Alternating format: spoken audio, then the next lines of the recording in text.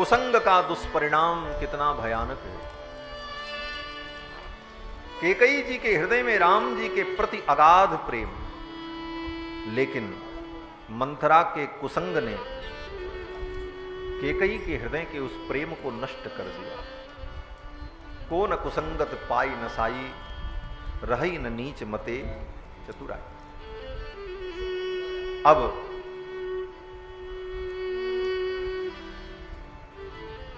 अब मां कैकेयी मंथरा के वचन को ध्यान से सुनने लगी और कहने लगी, मंथरे तू मेरी बहुत बड़ी हितैषिणी है, आज तक मैं ऐसा कभी सोच नहीं पाई, लेकिन आज मुझे लगा कि तू बड़ी बुद्धिमान है, तू वास्तव में मेरी सच्ची हितैषी है। और अब किया भी क्या जा सकता है, अब तो कल महाराज राम को राजा बना ही देंगे। मंथरा ने कहा अभी कुछ बिगड़ा नहीं है। 2 वरदान देने के लिए महाराज ने कहा था, और वो 2 वरदान आप मांग लो। वो 2 वरदान मांगने का समय आ गया है। एक वरदान में भरत के लिए राज्य मांग लो, और दूसरे वरदान में राम के लिए 14 वर्ष का वनवास मांग लो। एक बार मां कैकेयी का हृदय फिर राम प्रेम से पूरित हुआ। मां कैकेयी ने कहा, मंथरे एक ही वरदान में काम चल जाएगा, भरत के लिए राज्य मांग ले, राम भी अयोध्या में रहे, राम को वन में क्यों भेजा जाए। राम को वन भेजने के पक्ष में मां कैकेयी नहीं थी। मंथरा ने कहा, महारानी अगर राम अयोध्या में रहेंगे और तुम्हारे भरत को राज्य मिल भी गया तो तुम्हारे भरत का राज्य स्थिर नहीं होगा, क्योंकि सारी प्रजा राम को ही राजा के रूप में चाहती है, और एक न एक दिन प्रजा भरत का विद्रोह कर देगी और राम को सिंहासन पर विराजमान कर देगी। इसलिए राम को दूर भेजना अनिवार्य है, और 14 वर्ष बहुत होता है। 14 वर्ष में धीरे धीरे अयोध्या की प्रजा राम को भूल जाएगी और तेरे भरत का राज्य स्थिर हो जाएगा। इसलिए राम को वन में भेजना अनिवार्य है। मां कैकेयी ने मंथरा की इस नीति को जब सुना, बड़ी प्रसन्न हो। बोले, मंथरे तू बड़ी बुद्धिमान है, तेरे अंदर तो बहुत बुद्धि है। मतय क्षत्र विद्याश्च मायाश्चात्र वसंति ते। अरे मंथरे, ये तेरे पीठ में जो कुबड़ निकला हुआ है, ये कुबड़ नहीं है, ये तो बुद्धि का खजाना है, सारी बुद्धि इसी में भरी है। यही कहा है मां कैकेयी ने कि तदेव स्थगु यद दीर्घम रथ घोणमिवायतम। तेरा जो स्थगु है, स्थगु माने कुबड़, रथ घोणमिवायतम, रथ के धुरे के समान। उपमा भी कितनी सुंदर है कि जैसे रथ का धुरा लट्टू के समान होता है, उसी प्रकार ये तेरा जो कुबड़ है। मतय क्षत्र विद्याश्च, इसमें क्षत्रियों की विद्याएं, मायाश्चात्र वसंति ते, बड़ी बड़ी माया, और मतयः, मतयः बहुवचन का प्रयोग किया है। बोले मतयः बहुवचन से तात्पर्य है स्मृति, मति, बुद्धि और प्रज्ञा। इन चारों को मति कहते हैं, इसीलिए बहुवचन का प्रयोग किया, मतयः। तेरे इस कुबड़ के अंदर स्मृति, मति, बुद्धि और प्रज्ञा चारों विद्यमान है। इन चारों में अंतर क्या होता है? बोले स्मृतिर व्यतीत विषया, जो चीजें बीत गई हैं उन पुरानी घटनाओं को हमारी बुद्धि जो स्मरण करती है उसको कहते हैं स्मृति। और मति आगामी चोत्तरा, मति आगामी गोचरा। और मति किसको कहते हैं? बोले आगे क्या होने वाला है उस कार्य में जो हमारी बुद्धि दौड़ती है, ये बुद्धि निर्णय करती है, उसको कहते हैं मति। और बुद्धिस्तात्कालिकी गेया, तत्काल जो निर्णय लेने की क्षमता होती है उसको कहते हैं बुद्धि, तात्कालिकी मता। प्रज्ञा त्रैकालिकी मता, और भूत भविष्य वर्तमान तीनों काल में जो अव्याहत गति से काम करती है उसको कहते हैं प्रज्ञा। तो स्मृति, मति, बुद्धि, प्रज्ञा ये सब तेरे अंदर विद्यमान है। मतय क्षत्र विद्याश्च मायाश्चात्र वसंति ते।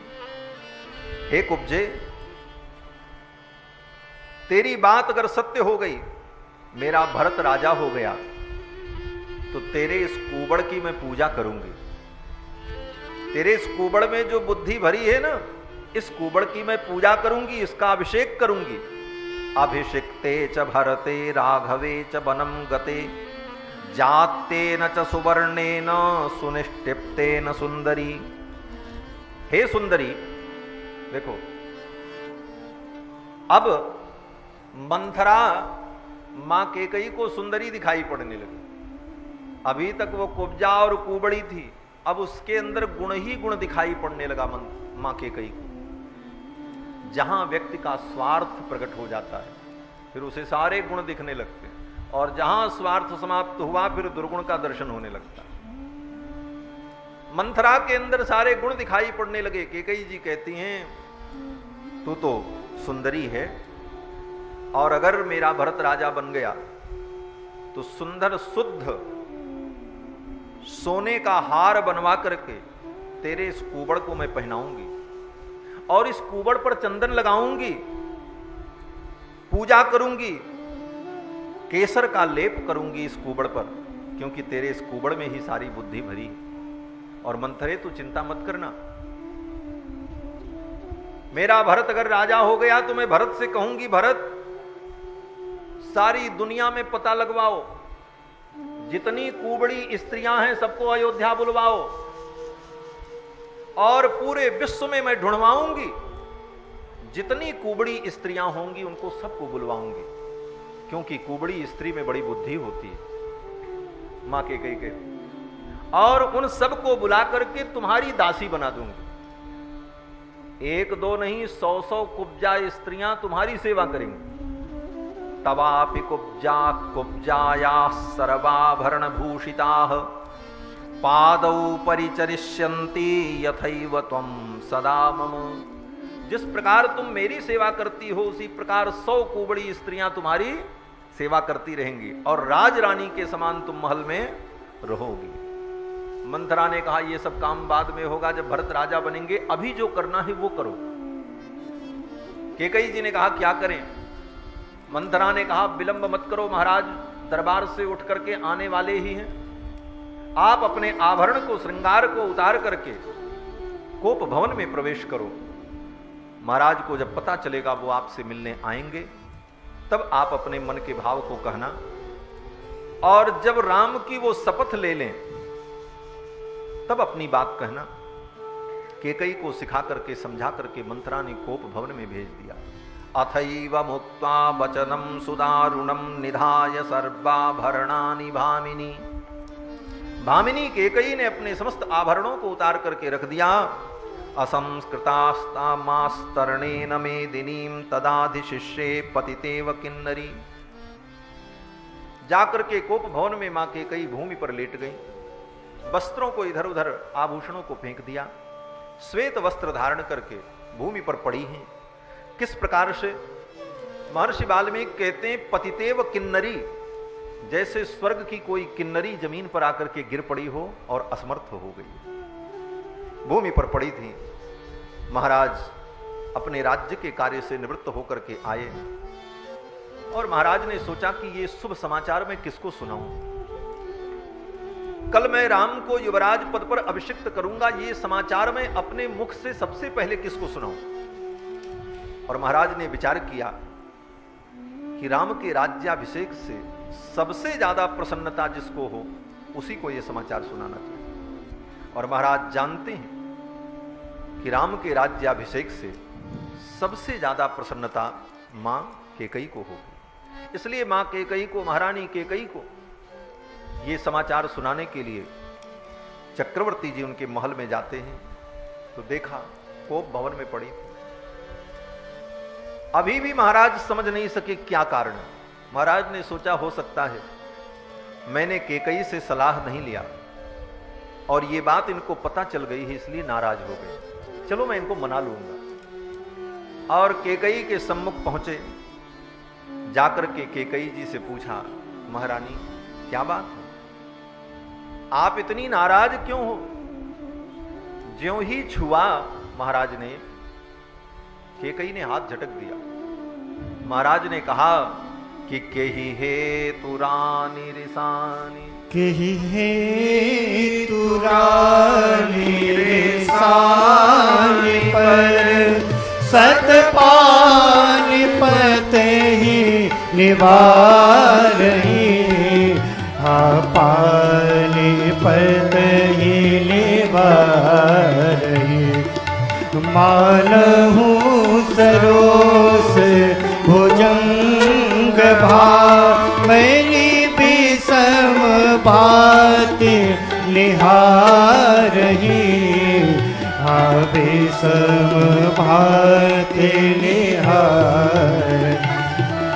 दो बासना रसना दसन परमरम ठाहर दे कहीं, तुलसी निपति भवतव्यता बस काम कौतुक ले कहीं, बस काम कौतुक ले कहीं, बस काम कौतुक ले कहीं।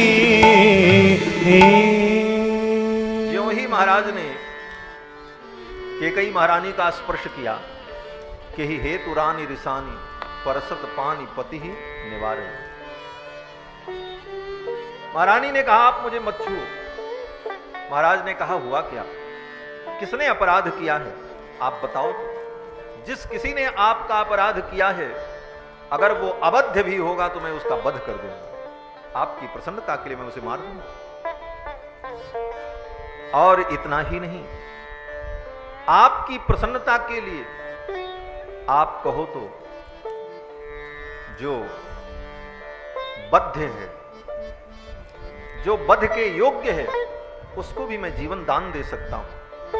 आप कहो तो आपकी प्रसन्नता के लिए किसी दरिद्र को मैं राजा बना दूं। आप कहो तो आपकी प्रसन्नता के लिए किसी राजा को दरिद्र बना दूं। आप कहो तो अबध्यो बध्यताम को वा बध्य को वा विमुच्यताम, दरिद्रः को भवेद आढ्यो द्रव्यवान वाप्य किंचनः। महाराज ने कहा कि कहो तो किसी राजा को आज मैं दरिद्र बना दूं। कहो कहीं रंग कहीं करऊं नरेशु, और कहो कहीं नृपति निकासहूं देशु। महाराज ने कहा, देवी आप कहो तो किसी रंक को राजा बना दूं और किसी राजा को रंक बना दूं। मां केकई ने अपने ओंठों को दांत से दबाया और सोचा, बस बस यही तो मैं चाहती हूं। मेरा भरत जो रंक है उसको राजा बना दो, और आप जिसको राजा बनाने जा रहे हो उसको देश से निकाल दो। यही तो मैं चाहती हूं, लेकिन अभी अपने मनोभाव को नहीं कहा। केकई जी ने कहा, महाराज कहते तो आप बहुत हैं, लेकिन आज तक आपने क्या दिया? बार बार आप यही कहते हैं, मांग लो, ले लो, लेकिन कुछ दिया आज तक आप? 2 वरदान इतने दिन से उधार है, आज तक वो वरदान तो मुझे मिला नहीं, आगे मैं क्या मांगू? महाराज ने कहा, देवी भोला स्वभाव होने के कारण मैं भूल गया। कोई बात नहीं, आप 2 के बदले में 4 मांग लो। 2 एकै 4 मांग मकुले हो। 2 के बदले में आप 4 मांग लो, मैं कहां ना करता हूं, आप मांगो तो मां केकई ने कहा, ऐसे मैं नहीं मांगूंगा। आप अपने धर्मात्मा पुत्र राम की शपथ लो कि मैं जो मांगूंगी आप दोगे, तब मैं अपने मन की बात कहूंगी। तो श्री चक्रवर्ती जी ने अपने पुत्र राम की शपथ ली। भगवान श्री राम का नाम लेकर के चक्रवर्ती जी ने कहा कि तेन रामेण कैकेयी शपेते वचन क्रियाम। हे कैकेयी, मैं अपने पुत्र राम की शपथ लेकर के कहता हूं कि ते वचन क्रियाम, तुम्हारे वचन को मैं पूर्ण करूंगा। जब इस प्रकार राम जी की शपथ ले ली महाराज ने, तब तक कैकेयी जी ने अपने मन की बात नहीं की। कैकेयी जी ने कहा, महाराज, हमारी आपकी बात को केवल हम दो लोग नहीं सुन रहे, हमारी आपकी इस बात को 33 करोड़ देवता भी सुनकर के साक्षी बन रहे हैं। क्योंकि देवता दिखाई नहीं पड़ते, लेकिन वो सभी के कर्मों के साक्षी होते। तच्छृण्वन्तु त्रयस्त्रिंशत् देवास्सेन्द्र पुरोगमाः। 33 कोटि देवता भी इस बात के साक्षी हैं, और सभी देवता सुन लें कि वरम मम ददाते स सर्वे शृण्वन्तु दैवताः। सभी देवता इस बात को सुन लें कि मैं क्या मांग रही हूं, ये किसी से छिपा न रहे। और इस प्रकार सारे देवताओं को साक्षी बना करके कैकेयी ने अपने मन की बात कही। कैकेयी ने कहा कि जिन अभिषेक सामग्रियों से कल राम का युवराज पद पर अभिषेक होने वाला है, उन्हीं सामग्रियों से मेरे पुत्र भरत का युवराज पद पर अभिषेक हो, ये पहला वरदान मैं मांगती हूं। चक्रवर्ती जी चौंक गए, मेरे संकल्प का क्या हो? मैंने प्रजा के मध्य में घोषणा की है, मेरी घोषणा का क्या हो? सब सोच करके चक्रवर्ती जी व्याकुल हो गए। लेकिन फिर भी चक्रवर्ती जी ने कहा, देवी ठीक है, मेरे राम को राज्य की भूख नहीं है, मैं भरत को राजा बना दूं, मेरा राम प्रसन्न रहेगा। लेकिन अब बताओ कि दूसरा वरदान तुम्हें क्या चाहिए? तो कैकेयी जी ने कहा कि नवपंच वर्षाणि दंडकारण्यमाश्रितः, नवपंच वर्षाणि दंडकारण्यमाश्रितः, चिराजिनधरो धीरो रामो भवतु तापसः।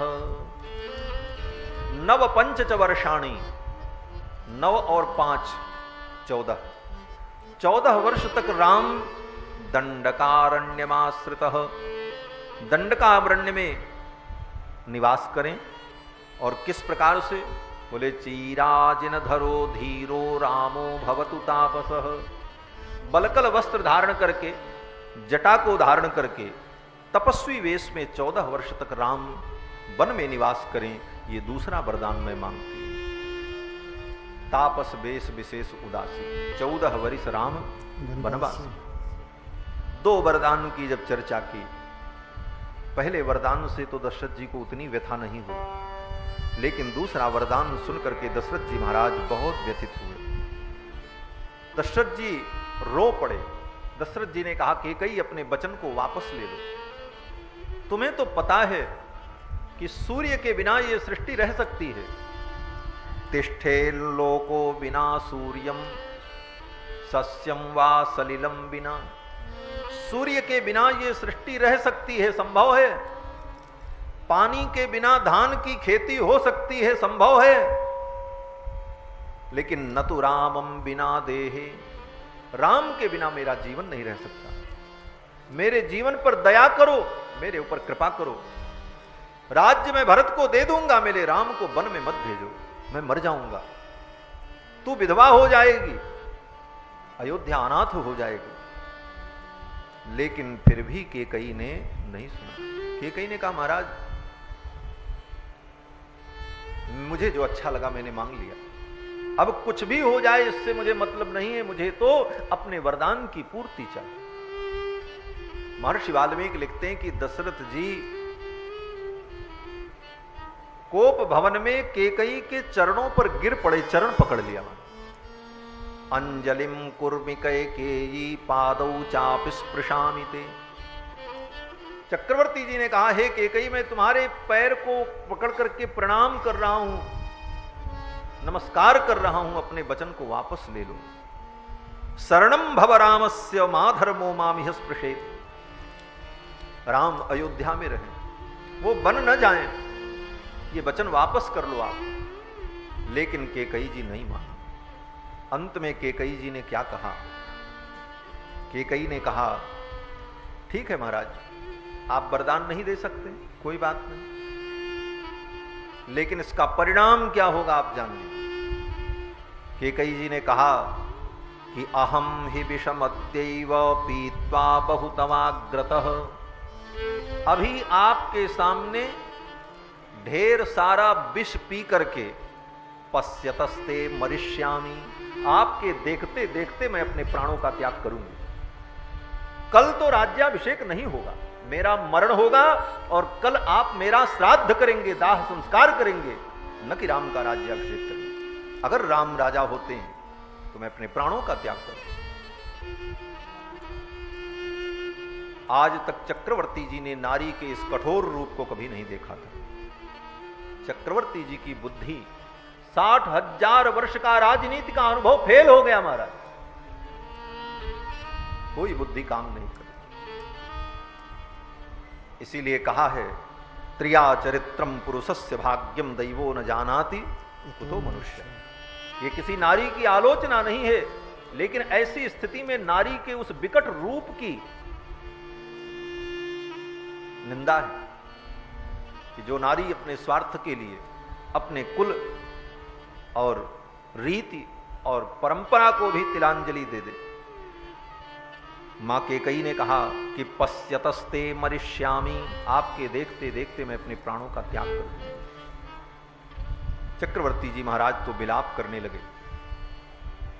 कैकई को बहुत डांटा है। महाराज ने कहा कि धिगस्तु योषितो नाम सठा स्वार्थ परायणा। चक्रवर्ती जी ने कहा, धिगस्तु योषितो नाम, ऐसी स्वार्थ परायणा स्त्री को धिक्कार है जिसके अंदर इतना स्वार्थ है। और रोते हुए चक्रवर्ती जी ने सुमंत जी से कहा, सुमंत, मेरे धर्मात्मा पुत्र राम को मेरे पास बुलाओ, मैं अपने राम को देखना चाहता हूं। चक्रवर्ती जी ने वरदान दिया नहीं कैकई जी।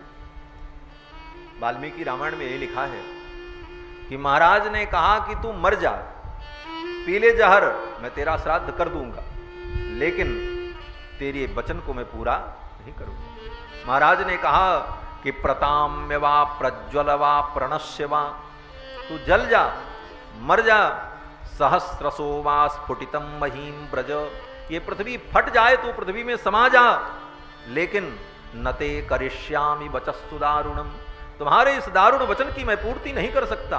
ममाहितम कैकय राजपांसने, अय कैकय राज के कुल में उत्पन्न होने वाली कुल कलंकिनी, तेरे इस वचन को मैं पूरा नहीं कर पाऊंगा। और इतना कहते हुए महाराज भूमि पर गिर पड़े और बिलखने लगे। सुमंत जी महाराज दौड़े दौड़े गए हैं भगवान राम को बुला करके ले आते। राम जी अपने महल से जब निकले, पिताजी से मिलना है, सुमंत जी की सूचना आई है, तो राम जी को यह पता नहीं है कि वहां क्या घटना घटित हुई। जब महल से निकले चलने के लिए तो श्री जानकी जी भगवान को द्वार तक छोड़ने के लिए आती। उन्होंने सोचा कोई विशेष बात होगी, महाराज ने बुलाया होगा कुछ बताने के लिए, कहने के लिए। तो द्वार तक भगवान को पहुंचाने आई। पति सम्मानिता सीता भर्तारमसिते क्षणा। पति सम्मानिता सीता, पति से सम्मानित किम वा पति के सम्मान में निरत रहने वाली पति सम्मानिता सीता। भर्तारमसिते क्षणा आद्वार मनुबब्राज मंगलान अभिदध्युषी। द्वार तक आकर के रघुनंदन राम को विदा किया और भगवान का मंगला शासन किया। कई बार कथा में दास ने निवेदन किया कि ये वाल्मीकि रामायण मंगला शासन ग्रंथ है, जगह जगह भगवान का मंगला शासन होता है। राम जी जब अपने महल से निकल करके रथ में बैठने चले तो जानकी जी भगवान का मंगला शासन करती हैं। किस प्रकार मंगला शासन करती हैं? जानकी जी सोचने लगी कि ये जाएंगे और हजारों लोग इनको देखेंगे, कहीं किसी की कुदृष्टि पड़ गई तो कहीं मेरे प्रभु का अमंगल न हो जाए। इसलिए मंगल मनाते हुए जानकी जी ने कहा कि पूर्वाम दिशम वज्रधरो दक्षिणाम पातु ते यमः वरुणः पश्चिमामाशां धनेशस्तु उत्तरां दिशम। जानकी जी ने कहा कि पूर्वाम दिशम वज्रधरो, पूर्व दिशा से अगर कोई आपत्ति विपत्ति आपके ऊपर आवे तो पूर्व दिशा के स्वामी जो इंद्र हैं वो आपकी रक्षा करें। पूर्वाम दिशम वज्रधरो दक्षिणाम पातु ते यमः, दक्षिण दिशा से अगर कोई आपत्ति विपत्ति संकट आपके ऊपर आवे तो दक्षिण दिशा के अधिपति जो यमराज हैं वो आपकी रक्षा करें। वरुण पश्चिमामाशां, पश्चिम दिशा के स्वामी वरुण देवता पश्चिम दिशा से आने वाली आपत्ति विपत्ति से आपका संरक्षण करें। धनेशस्तु उत्तराम दिशम, और उत्तर दिशा के स्वामी जो कुबेर हैं वो उत्तर दिशा से आने वाली आपत्ति विपत्तियों से आपको बचावें। ऐसा कहते हुए मां जानकी ने भगवान राम का मंगलाशासन किया, भगवान राम को आशीर्वाद दिया। भगवान श्री राम चल पड़े और फिर वही वर्णन आता है कि प्रजा ने राम जी को रथ पर आते हुए देखा, सारी प्रजा राम जी के सौंदर्य को देख करके मुग्ध हो गई। यहां पर महर्षि वाल्मीकि कहते हैं कि नहीं तस्मान मनः कश्चिन चक्षुषी वानरोत्तमात् नरः शक्नोत्यपाकृष्टुम अतिक्रांते पिराघवे। कैसा सौंदर्य है राम जी का। बोले कोई व्यक्ति आंख वाला अगर है, अंधे की तो बात ही नहीं है क्योंकि अंधा रूप को क्या देखेगा, लेकिन जिसके आंख है उस व्यक्ति ने अगर राम जी के रूप को देख लिया तो फिर चाह करके भी वो अपनी आंखों को राम जी के मुखमंडल दर्शन से हटा नहीं सकता, चाह करके भी वो अपनी दृष्टि को अलग नहीं कर सकता। वो आकर्षण भगवान श्री राम में है। नरः शक्नोत्यपाकृष्टुम अतिक्रांते पिराघवे, राम जी दूर निकल जाते हैं फिर भी अपलक नेत्रों से लोग उनको टकटकी लगा करके देखते ही रहते हैं। ऐसा सौंदर्य राम जी का।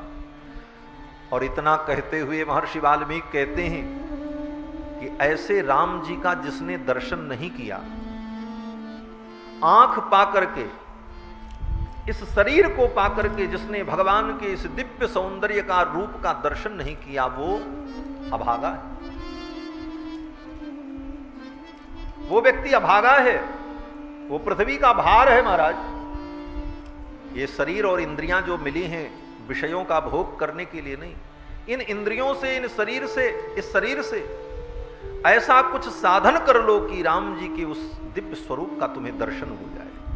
यही इसका साफल्य है, इसकी यही सफलता है। हमारे अयोध्या के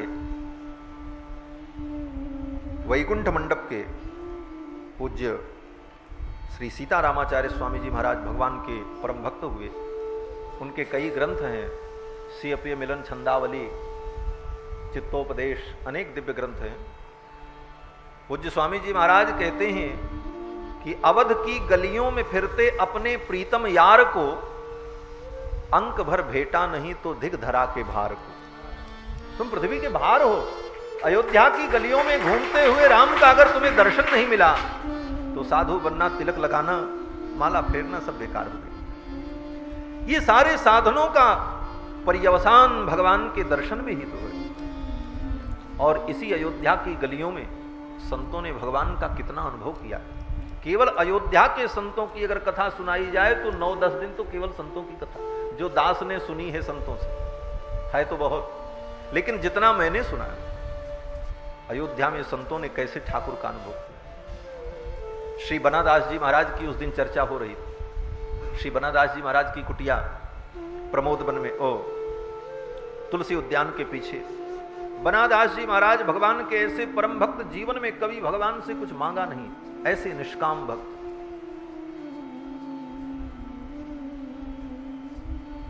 अंतिम अवस्था जब आ गई उनकी, बिस्तर पर पड़े थे, भगवान श्री सीता रामचंद्र जी जुगल सरकार प्रकट हो गए। और जुगल सरकार ने बनादास जी को दर्शन दिया और भगवान ने मुस्कुराते हुए कहा कि बिहसी कहे राघव कछु मांगो। भगवान ने बनादास जी से कहा कुछ मांग लो, आज तक तुमने कुछ नहीं मांगा। बिहसी कहे राघव कछु मांगो। तो बनादास जी महाराज बीमार थे, बिस्तर पर पड़े थे, अंतिम समय था। अपने दोनों हाथों को किसी प्रकार उठाया, एक हाथ ठाकुर जी की तरफ, एक किशोरी जी की तरफ, और दोनों का मंगलाशासन करते हुए कहा कि बनी सियाजू रहे सुहागिन, हमारी किशोरी जी का सुहाग बना रहे, यही कामना करते हुए अपने प्राणों का त्याग किया।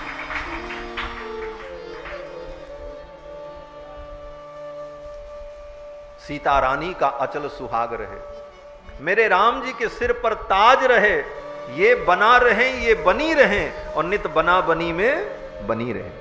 यही आशीर्वाद देकर के बनादास जी ने अपने शरीर को छोड़ा। इसी अयोध्या में राम गुलेला स्थान बगल में यहां के पूज्य महाराज जी ऐसे सिद्ध कोटि के संत,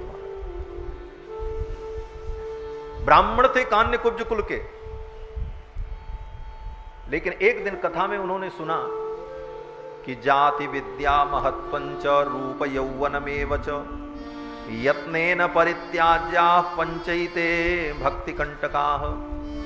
जाति का अभिमान, विद्या का अभिमान, रूप का अभिमान, महत्व का अभिमान, अपने यौवन का अभिमान, ये पांचों अभिमान भक्ति के कांटे हैं, इनका त्याग कर देना चाहिए। कथा सुनकर के आए और मन में सोचने लगे, घर और परिवार का अभिमान तो छूट गया, हम पढ़े लिखे हैं नहीं, किसी विद्वता का तो कोई अभिमान है नहीं, लेकिन एक अभिमान मेरे मन में जरूर पड़ा है कि मैं ब्राह्मण हूं। ये जाति का अभिमान, अपनी जातिगत श्रेष्ठता का अभिमान, ये भी छूट जाता।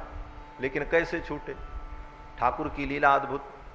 आए, कथा सुनकर के मंदिर में गए, प्रसाद पाए, प्रसाद पाने के बाद बाहर निकले तो फिर मंदिर में गए ही नहीं। सामने वो पकड़ी का पेड़ अभी भी है, चबूतरा बना हुआ, अब तो वहां सब दुकानें बन गई। उसी पकड़ी के पेड़ के नीचे चबूतरे पर बैठ गए। पुजारी ने, शिष्यों ने, कोठारी ने, सबने आकर के कहा महाराज पधारो। बोले नहीं भैया, अब तो हम यहीं रहेंगे। क्यों? बोले हम तो भगवान के भंगी हैं, हम तो ठाकुर जी के भंगी हैं, मार्जक हैं, झाड़ू लगाने वाले, और ऐसे व्यक्ति को तो बाहर ही रहना चाहिए, यही स्थान। और वहीं बैठ गए, भीतर नहीं गए। उनके भाव को देख करके सेवक लोग प्रसाद ला करके दे देते, वहीं पा लेते। अपनी पत्तल भी किसी को छूने नहीं देते, स्वयं उठा करके फेंक। और कैंकर्य क्या करते थे? बोले रात्रि भर सोते नहीं थे, रात्रि के 1 बजे से उठकर झाड़ू लेकर कनक भवन से लेकर के राजघाट तक झाड़ू लगाते थे। यही उनका कैंकर्य था कि कनक भवन विहारी सरकार, जुगल सरकार प्रातः काल सरयू स्नान के लिए जाते हैं तो मार्ग में उन्हें कांटे न गड़ जाएं, कंकड़ न लग जाए, इसलिए झाड़ू लगाते हैं। और यही कैंकर्य जीवन भर उन्होंने किया और अनुभव किया कि हम तो राम जी के भंगी हैं। करते करते जीवन बीत गया हमारा। वृद्धावस्था आई, एक दिन बीमार भय, बिस्तर पर पड़े थे, नींद नहीं खुली। रोज 1 बजे रात्रि में ही उठ जाते थे, आज नींद नहीं खुली, 3 बजे नींद खुली।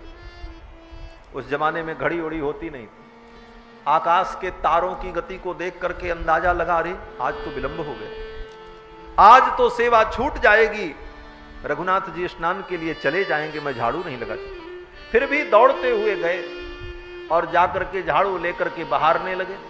रोते जा रहे हैं, बहारते जा रहे हैं कि आज मेरी सेवा छूट गई। आंखों से अश्रुपात हो रहा है, झाड़ू लगा रहे। थोड़ी दूर तक झाड़ू लगाते हुए गए, तब तक पीछे से जुगल सरकार श्री सीतारामचंद्र जी प्रकट हुए और रघुनाथ जी ने अपने शीतल कर कमल को महाराज जी के सिर पर रखा। शीतल सुखद छाह जहि कर की मेटत शाप ताप माया। भगवान ने अपने कर कमल को महाराज श्री के मस्तक पर जब रखा, आनंद का संचार हुआ।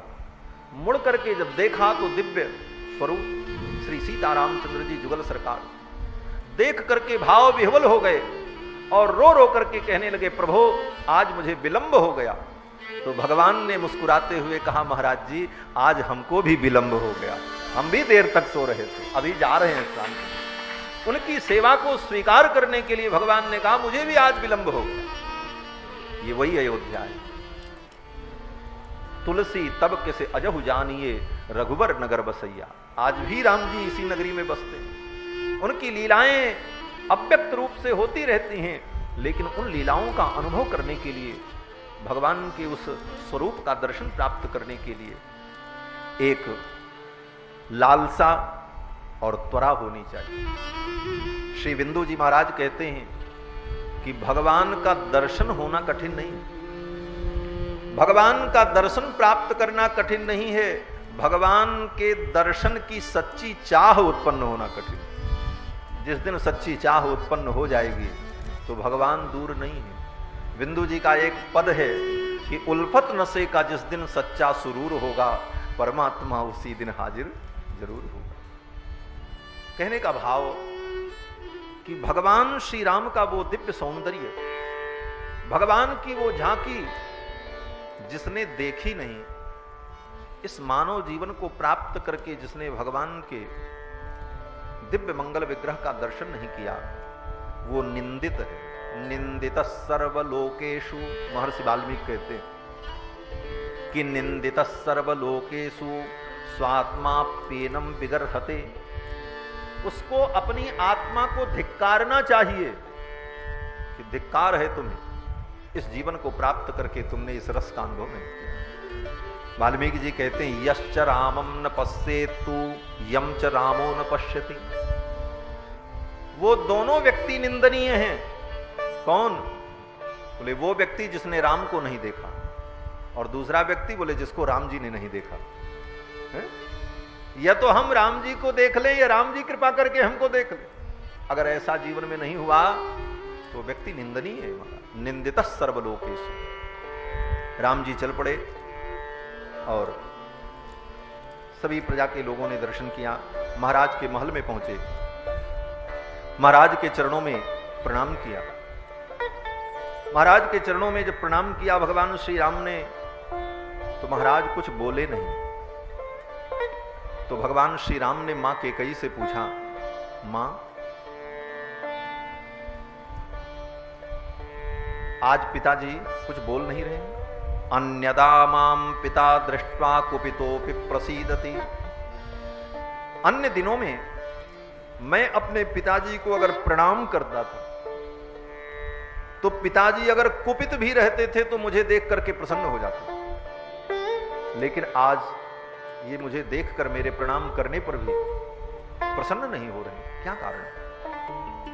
और वास्तव में राम जी का दर्शन चक्रवर्ती जी को इतना प्रिय कि कभी कभी तो ऐसी घटना होती थी कि राम चक्रवर्ती जी महाराज अपने न्यायालय में बैठकर किसी मुकदमे का निर्णय करते होते, और उसी समय कहीं से घूमते घूमते खेलते खेलते राम जी अगर आ जाएं और निर्णय में यह सुनाना है कि इस अपराधी को मृत्युदंड दिया जाए, तो राम जी को देख करके इतने प्रसन्न हो जाते थे, कहते थे इसे छोड़ दिया जाए।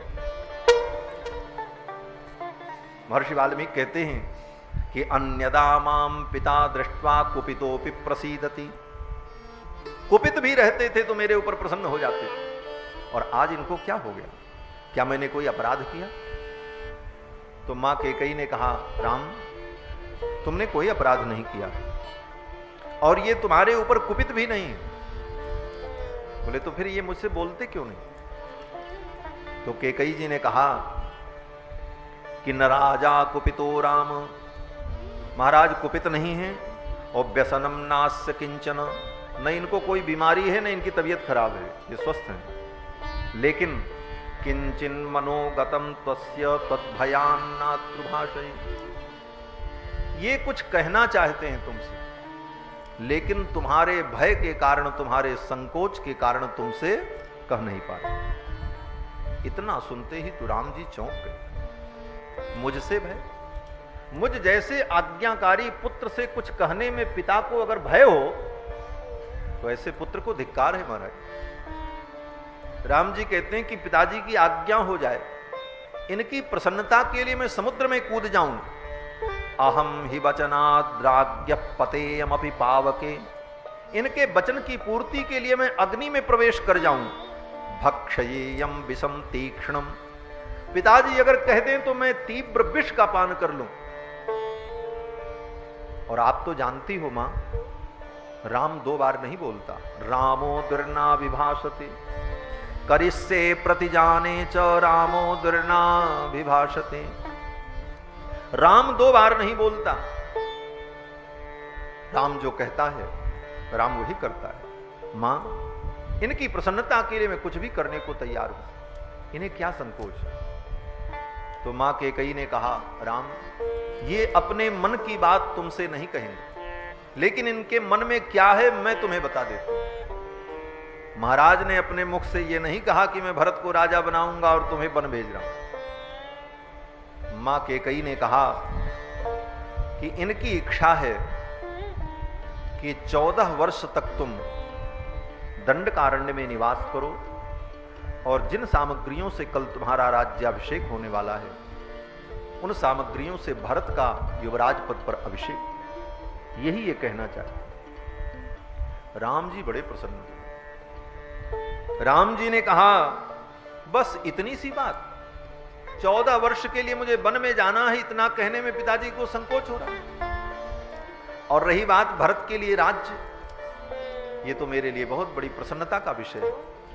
राम जी कहते हैं, एवमस्तु गमिष्यामि वनम वस्तु महम त्वितः, अभी मैं वन में चला जाता हूं। जटाचीधरो राज्ञ प्रतिज्ञाम अनुपालयन, जटाचीर को धारण करके पिताजी की आज्ञा पालन करते हुए मैं वन में रहूंगा और मेरा भरत राजा बनेगा। भरत के लिए इस राज्य का अगर मुझे त्याग करना पड़े तो ये मेरे लिए प्रसन्नता का विषय हो। और ये राज्य क्या है? राम जी कहते हैं, मां अहम ही सीताम राज्यम च प्राणान इष्टान धनानि च। राज्य क्या है? अपना प्राण, अपना सुख, यहां तक कि अपनी पत्नी सीता को भी मैं अपने भरत के लिए त्याग सकता हूं। हृष्टे भ्रात्रे स्वयं दद्याम भरताय प्रचोदितः, भरत के लिए मुझे कुछ भी त्याग करने में संकोच नहीं है और मैं आज ही चला जाऊंगा। इतना सुनते ही मां कैकेयी भीतर से बड़ी प्रसन्न हुई। मां कैकेयी ने कहा, राम कब जाओगे? राम जी ने कहा, बस जल्दी ही जाऊंगा। कैकेयी जी ने कहा, बेटा जितना जल्दी हो सके तुम चले जाओ। राम जी ने कहा, क्यों? कैकेयी ने कहा, जब तक तुम वन में नहीं चले जाओगे तब तक तुम्हारे पिता न जल पिएंगे, न भोजन करेंगे, न विश्राम करेंगे, न स्नान करेंगे। यावत्तम न वनम यातः पुराद अस्मात् इतत्वरम पिता तावन्न ते राम स्नास्यते भोक्षते पिवा। जब तक तुम वन में नहीं चले जाओगे तब तक तुम्हारे पिता न स्नान करेंगे न भोजन करेंगे। इतना सुनते ही तो राम जी इतनी तेज दौड़े हैं महाराज मां कैकेयी के महल से। महर्षि वाल्मीकि कहते हैं कि जैसे किसी घोड़े को चाबुक से मार दिया जाए तो घोड़ा फनफना करके दौड़ता है, उसी प्रकार कैकेयी के वचन की चाबुक मानो लग गई राम जी को और राम जी वहां से दौड़ करके निकले कि कितना जल्दी हम वन में चले जाएं, क्योंकि जब तक मैं वन में नहीं जाऊंगा तब तक मेरे पिताजी स्नान नहीं करेंगे, जब तक मैं वन में नहीं जाऊंगा तब तक मेरे पिताजी प्यासे भूखे रहेंगे, ये तो अपराध हो जाएगा, इसलिए मुझे वन में जाना चाहिए। कषयेव हतो बाजी वनम गंतुम कृतत्वरः। कषयेन हतो बाजी, जैसे कोड़े से घोड़े को मार दिया जाए उस प्रकार भागते हुए राम जी बाहर निकले और साथ में लक्ष्मण जी भी हैं। इस दृश्य को देख करके लक्ष्मण जी को बहुत क्रोध आया। लक्ष्मण जी बड़े क्रोधित हुए और लक्ष्मण जी महाराज ने भगवान श्री राम से कहा, भैया आप वन में नहीं जाएंगे, देखता हूं कौन आपको युवराज बनने से रोकता। पिताजी को तो मैं अकेले संभाल लूंगा। लक्ष्मण जी कहते हैं कि हनिष्ये पितरम वृद्धम इन बूढ़े पिता को मैं मार डालूंगा। कैकेय्यासक्त मानसम कृपणम च स्थितम बाले वृद्ध भावे न गर्हितम। ये बूढ़े हो गए हैं, इनकी बुद्धि सठिया गई है और मैं इन्हें कारागार में बंद कर दूंगा, आप राजा बनो। राम जी ने कहा, लक्ष्मण, भाई का वध करके, पिता को मार करके, परिजनों को दुख देकर के जो साम्राज्य प्राप्त हो, ऐसे साम्राज्य में मेरी कोई रुचि नहीं, ऐसे साम्राज्य से कभी सुख नहीं मिलता है। और राम, लक्ष्मण, ये सब प्रारब्ध का खेल है। यहां पर लक्ष्मण जी का राम जी का बड़ा सुंदर संवाद है। राम जी कहते हैं, लक्ष्मण, मेरे प्रारब्ध में यही लिखा है, मुझे बन जाना है। लक्ष्मण जी ने कहा, प्रभु, प्रारब्ध के भरोसे कायर पुरुष रहते हैं, दैव दैव का पुरुषा बदंती। कायर व्यक्ति दैव के अधीन होते हैं, पुरुषार्थी व्यक्ति तो पुरुषार्थ करते हैं और अपने पुरुषार्थ से प्रारब्ध को भी बदल देते हैं। बंधुओं, बात दोनों अपने अपने स्थान पर सही है। प्रारब्ध को बलवान मानने वाले प्रारब्ध को बलवान मानते हैं। वो कहते हैं कितना भी कर्म करो, प्रारब्ध में नहीं होगा तो नहीं मिलेगा।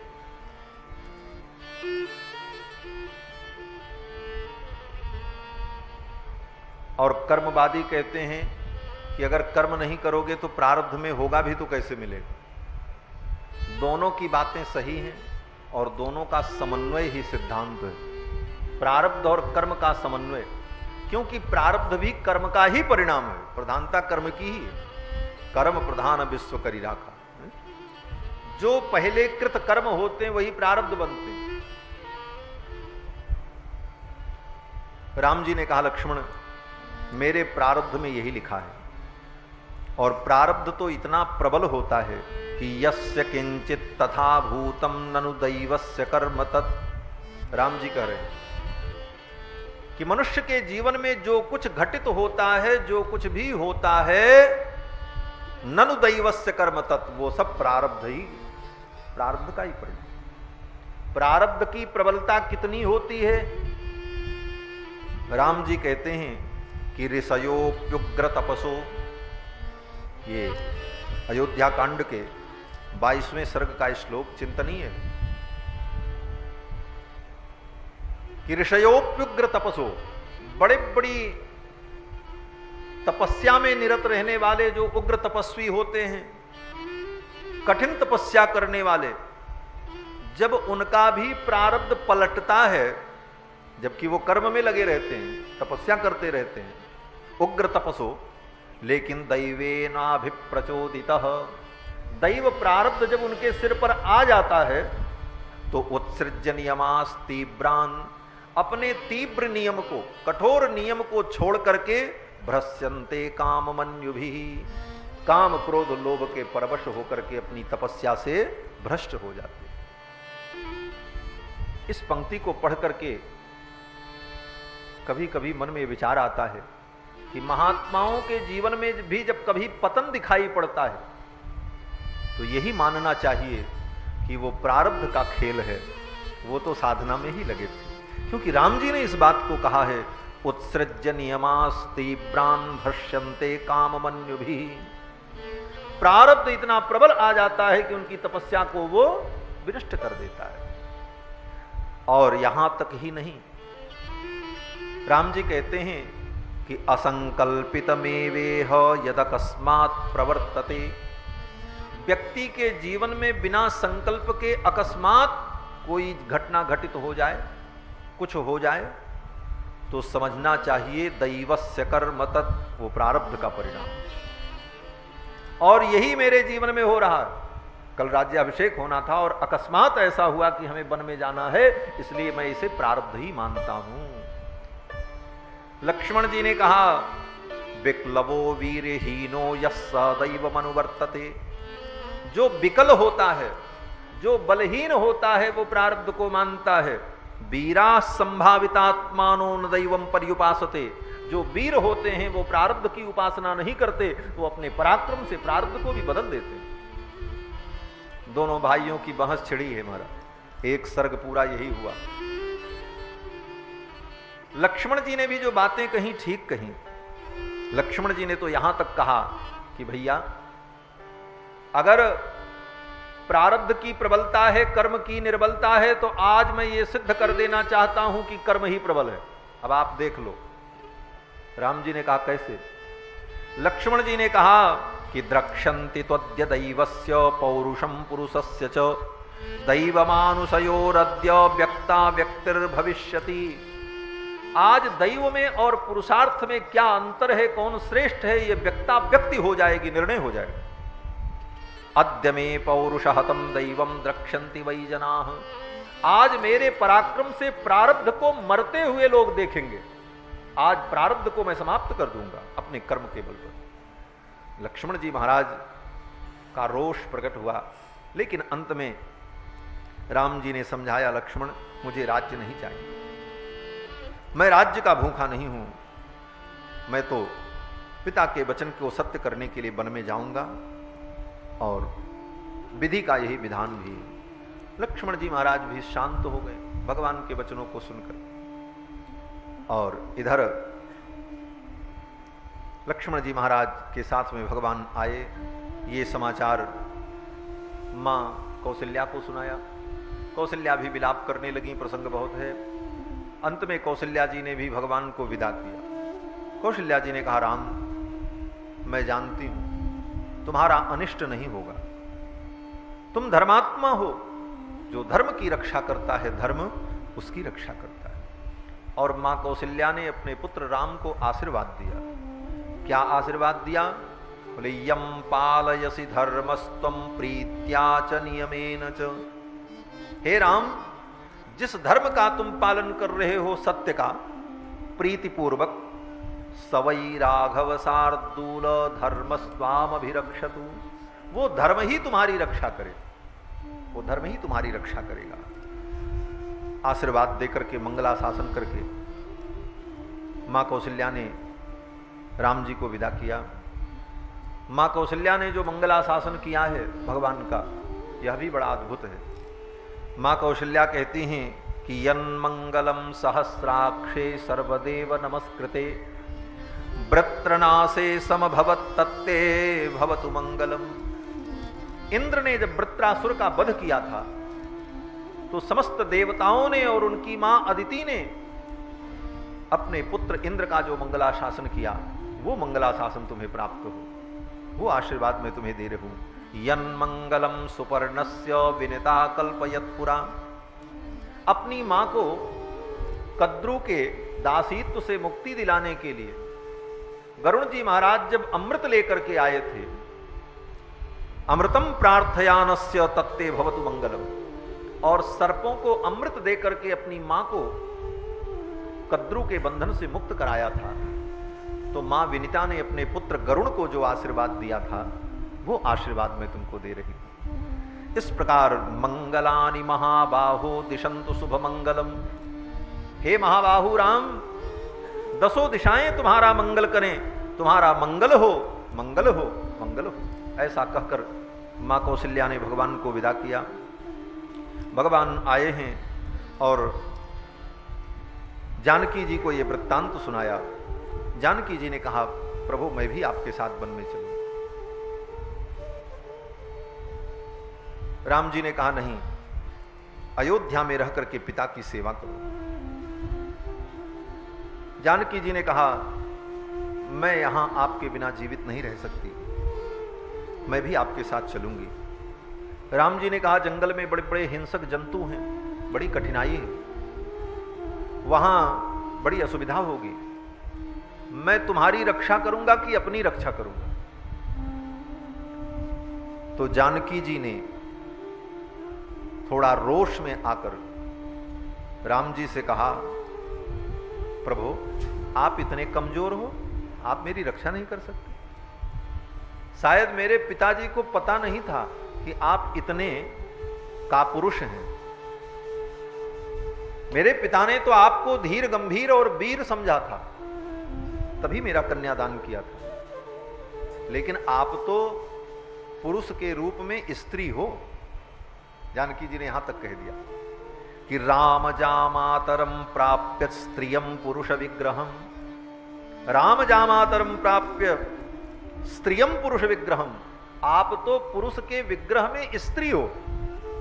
जैसे स्त्रियों में कायरता होती है, डर होता है, उस तरह से आपके अंदर दिखाए। शायद ये मेरे पिताजी को पता नहीं था।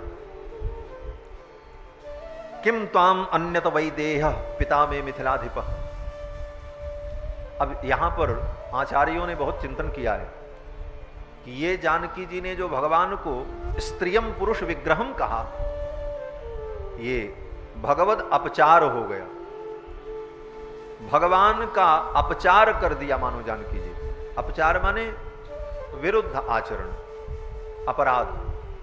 लेकिन भगवान ने इस अपराध को क्षमा कर दिया, क्योंकि भगवान का स्वभाव है कि निज अपराध रिसाई न काहू। कोई भगवान का अपराध करे तो भगवान क्षमा कर देते। जानकी जी ने भगवान को स्त्रियम पुरुष विग्रहम कहा, भगवान ने कहा अच्छा कोई बात नहीं, चलो आप भी चलो साथ। ध्यान नहीं दिया, भुला दिया इस अपराध को। लेकिन वही जानकी जी ने जब लक्ष्मण जी को कटुवचन कहा पंचवटी में, मरम वचन सीता जब बोला, हरि प्रेरित लक्ष्मण मन डोला। जब लक्ष्मण जी को कटुवचन कहा जानकी जी ने, तब भगवान ने क्षमा नहीं किया। क्यों? क्योंकि भगवान का कोई अपचार कर दे तो भगवान क्षमा कर देते हैं, लेकिन भगवान के भक्त का अपराध कर दे तो ये भागवतापचार है, और भागवतापचार भगवान को असह्य हो जाता है। शरणागति गद्य में भगवत पाद रामानुजाचार्य भगवान से प्रार्थना करते हुए कहते हैं कि भगवतापचार भागवतापचार असह्यापचार। असह्यापचार भगवान के भक्तों के प्रति किया गया जो अपचार है वो असह्यापचार है, वो भगवान को असह्य हो जाता है। जो अपराध भगत कर करई, राम रोष पावक सो जरई। तो वो अपराध भगवान को असह्य हो गया। लेकिन यहां तो भगवान ने क्षमा कर दिया, क्योंकि निज अपराध रिसायन काऊ। जानकी जी से कहा ठीक है चलो। जानकी जी ने कहा प्रभु जो आप मुझे दे देंगे वन में, पत्रम मूलम फलम यत्तु अल्पम वा यदि वा बहु, दास्य से स्वयमाहृत्य तन्मे मृतरसोपमम, न मातुर्न पितुस्तत्र स्मर्ष्यामि न बेश्मनः। हे प्रभु जंगल में जो आप कंदमूल फल इत्यादि दे देंगे उसी को खा करके मैं रह लूंगी, और कभी मैं अयोध्या का स्मरण नहीं करूंगी। ऐसा नहीं कि वहां जाने के बाद मैं कहूं कि नहीं मुझे अयोध्या पहुंचा दो, तो आपको चिंता हो। मैं न माता का स्मरण करूंगी न पिता का स्मरण करूंगी, मैं किसी को याद नहीं करूंगी, हर दुख सुख को सह लूंगी, आप मुझे ले चलो साथ में। भगवान श्री राम ने कहा ठीक है तैयार हो जाओ। जानकी जी भी तैयार हुई। जब जानकी जी के जाने का मार्ग प्रशस्त हो गया कि अब श्री जानकी जी को भगवान लेकर के साथ में जाएंगे, तब लक्ष्मण जी ने भी चरण पकड़ लिया। अभी तक लक्ष्मण जी ने नहीं कहा कि मैं भी आपके साथ वन में चलूंगा। क्यों नहीं कहा? क्योंकि लक्ष्मण जी जानते हैं कि जब तक स्त्री जी भगवान के साथ में नहीं होंगी तब तक शरणागति सफल नहीं होगी। क्योंकि श्री जी पुरस्कार स्वरूपा हैं। श्री जी के पुरस्कार के बिना किसी जीव की शरणागति भगवान स्वीकार नहीं करते। इसीलिए श्रीमन नारायण चरणौ शरणम प्रपद्ये, श्री के सहित जो नारायण हैं उनके चरणों की शरणागति, यही शरणागति का मार्ग है। तो जब श्री जी की भी साथ में जाने की योजना बन गई, तब लक्ष्मण जी ने भगवान की शरणागति की। अब यहां पर लक्ष्मण जी के शरणागति का 2 श्लोकों में वर्णन है। लक्ष्मण जी महाराज साष्टांग प्रणाम करते हैं। सभातुश्चरणौ गाढ़म निपीड्य रघुनंदन।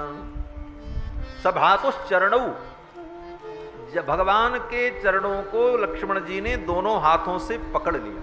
सभातुश्चरणौ गाढ़म निपीड्य रघुनंदन। उनके इस संकोच को, भय को देखकर वशिष्ठ जी को अच्छा नहीं लगा।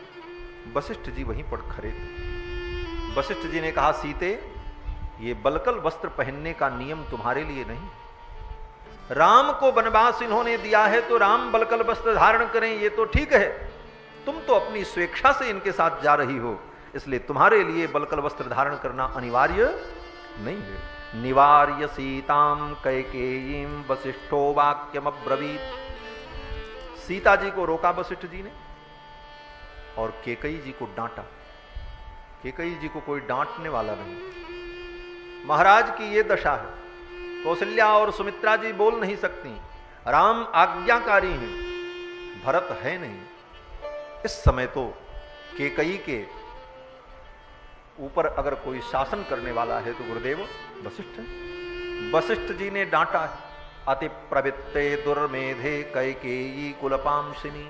अय कुल कलंकिनी, अति प्रवृत्ते, तू अपनी सीमा का अतिक्रमण कर रही है। वंचयित्वा तु राजानम, महाराज को तूने ठग लिया है। और प्रमाणे नावतिष्ठति, तू प्रमाण में नहीं है, अपनी सीमा का तू अतिक्रमण कर रही है। दुष्टे, तू क्या समझती? अयोध्या का राज्य भरत को मिल जाएगा, राम वन में चले जाएंगे तो ये अयोध्या अयोध्या रहेगी? तुझे पता नहीं।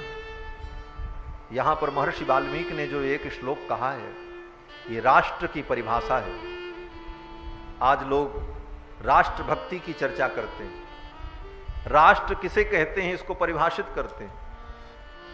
लेकिन आज से 9 लाख वर्ष पहले त्रेता युग में अयोध्या की इस भूमि में वशिष्ठ जी ने राष्ट्र की परिभाषा बताई। वशिष्ठ जी कहते हैं कि नहीं तद्भविता राष्ट्रम यत्र रामो न भूपति, तद्वनम भविता राष्ट्रम यत्र रामो निवत्स्यसि। जिस जगह पर राम निवास करते हैं, जहां के राजा राम होते हैं, वही राष्ट्र होता है, और जहां के राजा राम नहीं वो राष्ट्र नहीं। इसीलिए अयोध्या का एक नाम महाराष्ट्र है। वाल्मीकि रामायण में महाराष्ट्र विवर्धन बालकांड में ही आया। क्यों? बोले इस राष्ट्र के राजा राम हैं। राजा राम, जानकी रानी, आनंद अवध, अवध राजधानी। ये राम जी की राजधानी, आज भी राम जी ही यहां के राजा। इसीलिए अयोध्या की संज्ञा महाराष्ट्र। तो राष्ट्र की यही परिभाषा है, जिस राष्ट्र के राजा राम हो। वशिष्ठ जी ने कहा कि तद वनम भविता राष्ट्रम, जिस राष्ट्र में राम जी निवास करेंगे वही राष्ट्र, वो वन ही राष्ट्र हो जाए। तद वनम भविता राष्ट्रम। इसीलिए दंडकारण्य जो महाराष्ट्र में है, इसीलिए उसकी संज्ञा महाराष्ट्र हो गई। आज भी वो महाराष्ट्र प्रांत कहलाता। क्यों? बोले राम जी वहां बसे हैं जाकर। तद वनम भविता राष्ट्रम यत्र रामो निवत्स्यसि। वशिष्ठ जी के डांटने पर केकई जी शांत हो गई। राम जी ने बलकल वस्त्र धारण किया है और गुरु जी को प्रणाम किया। सुमंत जी महाराज के साथ रथ पर बैठ करके विदा होते हैं। बड़ा करुण प्रसंग है। सब लोग रोने लगे, माताएं महल से रोती हुई बाहर दौड़ने लगी। लेकिन भगवान राम ने प्रस्थान किया, सारी प्रजा पीछे पीछे चल पड़ी और अयोध्या से आगे चलकर पहली रात्रि तमसा के तट पर निवास किया। पहली रात्रि जब तमसा के तट पर निवास किया, महर्षि वाल्मीकि कहते हैं कि मानो तमसा नदी भगवान के मार्ग को रोकने के लिए आ गई। ददृशे तमसा तत्र वारयंती व राघवम। अयोध्या से चलते ही जब तमसा नदी मिली, तमसा नदी के तट पर पहुंचे, तो महर्षि वाल्मीकि कहते हैं कि मानो तमसा नदी ने सोचा कि ये दशरथ जी के कहने पर भी नहीं रुके, सारी प्रजा के कहने पर भी नहीं रुके, बन जाने को तैयार हैं, अब मैं ही इनको रोकूं। मानो राम जी को रोकने के लिए ही तमसा नदी रास्ते में आ गई। वारयंती व राघवम, राम का वनवास वारण करने के लिए तमसा ने मानो भगवान को रोका है और भगवान रुक गए। एक रात्रि तमसा के तट पर निवास किया और रात्रि में ही सुमंत से कहा कि ये लोग सो रहे हैं, रथ को इस प्रकार ले चलो कोई देख न सके। रात्रि में ही अयोध्यावासियों को सो, अयोध्यावासी जब उठ करके देखते हैं तो रथ कर खोज कतहु नहीं पावहीं, राम राम कही चहु दिशि धावई। राम राम कह करके प्रजा के लोग इधर उधर दौड़ने लगे, राम जी को ढूंढने लगे। लेकिन राम जी तो चले जा चुके सुमंत जी के साथ। सभी प्रजा के लोग रोध होकर के लौट आए। सब लोग धिक्कारने लगे। धिगस्तु खलु निद्राम ताम ययापहृत चेतसः। धिक्कार है इस निद्रा को, जिस निद्रा के परवश होकर के मैंने अपने राम को खो दिया। और मुझे लगता है उसी दिन से ये कहावत प्रसिद्ध हो गई कि जो सोवत है सो खोवत है। अयोध्यावासियों ने सो करके अपने राम जी को खो दिया। सोते रहे, राम जी चले गए छोड़कर। लक्ष्मण जी ने यह दृश्य देखा। लक्ष्मण जी ने मन ही मन प्रतिज्ञा कर ली कि जब सोते हुए अयोध्यावासियों को राम जी छोड़ करके चले गए, तो जंगल में किसी दिन अगर मुझे भी नींद आ गई तो राम जी कहीं हमको भी छोड़ करके न चले जाएं। इसलिए लक्ष्मण जी ने प्रतिज्ञा कर ली कि अब 14 वर्ष तक मैं शयन नहीं करूंगा, नहीं तो राम जी मुझे भी छोड़ करके चले जाएं। और 14 वर्ष वन की यात्रा में लक्ष्मण जी ने शयन नहीं किया। ऐसे तो अर्जुन का नाम गुड़ाकेश है, निद्रा विजयी जिसको कहते हैं, निद्रा जयी, लेकिन सबसे बड़े गुड़ाकेश तो लक्ष्मण जी महाराज, जिन्होंने 14 वर्ष तक एक क्षण भी विश्राम नहीं किया। चल पड़े। अयोध्यावासी तो लौट करके अयोध्या चले आए। जब अयोध्या लौट करके आए हैं महाराज, वर्णन तो बहुत है। उनके घर की स्त्रियों ने कहा क्यों लौट करके आए? ये मुंह दिखाने के लिए आए? तुम भी जाकर के नदी में डूब करके मर जाते, मेरे राम को छोड़ करके चले आए। अयोध्यावासियों ने अपने परिवार के उन लोगों को धिक्कारा है कि तुम क्यों लौट करके चले आए? इस जीवन से, इस परिवार से तुम्हें इतना मोह था, क्यों आए? तुम भी जंगल में चले जाते, राम को छोड़ आए। यहां तक कि पुत्रम प्रथमजम लब्ध्वा जननी नाभ्यनंदत। अब भाई ये तो सृष्टि है, प्रतिदिन लोग पैदा होंगे, प्रतिदिन लोग मरेंगे, मरना और जन्म लेना चलता रहता। जिस दिन राम जी वन की यात्रा पर गए, उस दिन जिस स्त्रियों ने बच्चों को जन्म दिया, कई स्त्रियों को संतान की प्राप्ति भई उस दिन, लेकिन राम जी के वियोग में इतनी दुखी कि उन्होंने अपने बच्चे का मुंह तक नहीं देखा।